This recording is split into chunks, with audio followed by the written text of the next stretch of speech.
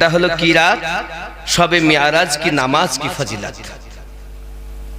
আজকের রাতের নামাজের ফজিলত।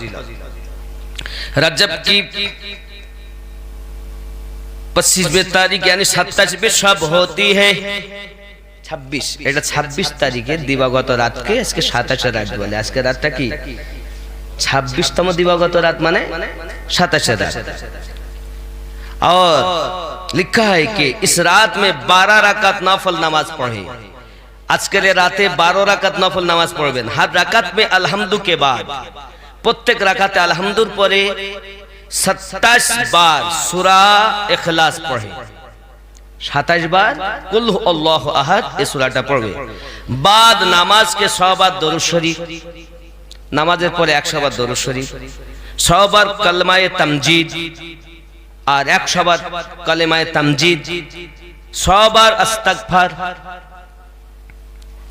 पढ़कर सिजदा में जाकर जो दुआ मांगे कबूल होगी।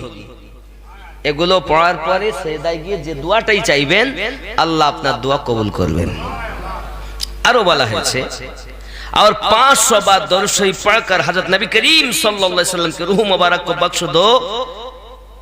यदि 500 बार दरूद शरीफ पढ़े रसूल करीम सल्लल्लाहु अलैहि वसल्लम के रूह मुबारक के पहुंचे देवा जाए,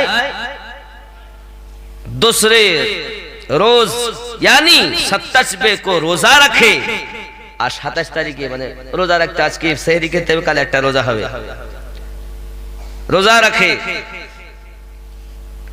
अल्लाह ताला उसको एक नहर से पानी पिलाएगा जो शहद से ज्यादा मीठा, बर्फ से ज्यादा ठंडा और दूध से ज्यादा सफेद होगा।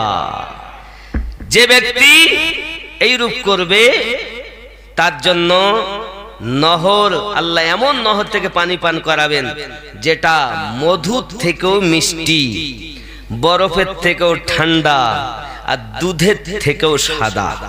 জোরে বলুন। और जो शख्स 27 को रोजा रखे अल्लाह ताला उसको दोजख की आग से बचाएगा, जन्नत सरफराज फरमाएगा।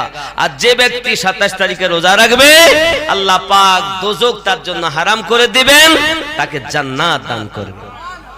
আব্বা আমার ইহুদিরা একটা করে রোজা রাখতো, আমরা মুসলমান আমাদের দুটো রাখতে হবে। অনেকেই